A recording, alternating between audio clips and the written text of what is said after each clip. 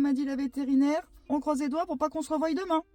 C'est fini, je ne croise plus les doigts, ça ne sert à rien. Visiblement, peut-être même ça empire les choses. Donc ça c'était hier, et là j'y retourne. Donc je vous le donne en mille. Notre doyenne Nala, qui va avoir 17 ans, voilà, qui ne se nourrit plus depuis quelques jours. On a tout essayé, j'en ai parlé hier avec la véto. On avait dit de rappeler si vraiment on n'arrivait pas à la nourrir. Donc on a essayé, j'ai été acheter des croquettes de merde au supermarché parce que c'est bourré de sucre et ça les attire de ouf. Et non, ça ne marche pas non plus. Et Chourou, elle les lèche un petit peu, elle lèche un peu de lait, mais elle veut rien manger. Vu qu'elle est clairement pas en crise de sénilité en ce moment, hein, elle est tout à fait normale.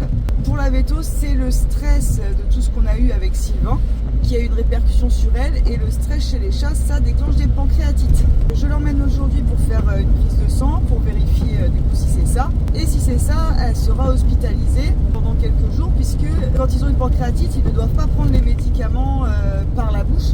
Donc il faut absolument une intraveineuse. Elle est obligée d'être hospitalisée. Ça y est, la vétérinaire a appelé, et évidemment, c'est de la carne cette chatte, c'était sûr. Elle a rien de grave, elle va très très bien. Juste, elle a des problèmes de thyroïde, c'est très rare chez le chat, ça peut arriver en vieillissant, surtout à des âges très très avancés comme le sien, mais c'est très rare. Petite information qui peut vous servir, les chats ont une thyroïde comme nous, mais ils ont aussi des glandes thyroïdiennes partout sur le côté de la langue. Donc avant que tout pète et que vraiment tu aies des problèmes de thyroïde, c'est rare. Donc c'est pour ça en fait qu'elle était si grosse toutes ces années, etc.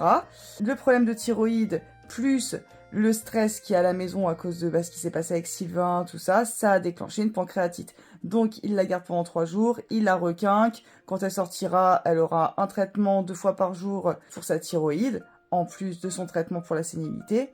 Et voilà, elle est en pleine forme sinon. Est-ce qu'elle est pas belle la vie? Parce que oui, on n'arrête pas d'aller chez le veto, il y en a plein de mauvaises nouvelles, mais des fois il y a des bonnes nouvelles. Alors on les prend et on les savoure. Voilà les chamis.